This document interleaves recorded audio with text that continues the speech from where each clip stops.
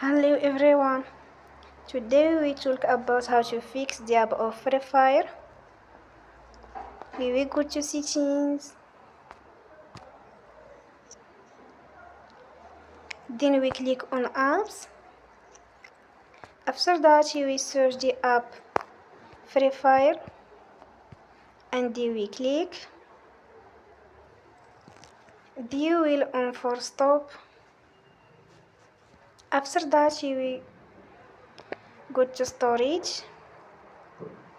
Then we click on clear cache. In the end, you will turn your phone and you will recharge your phone again. Don't forget to support us by like and subscribe. See you next time and thank you for watching.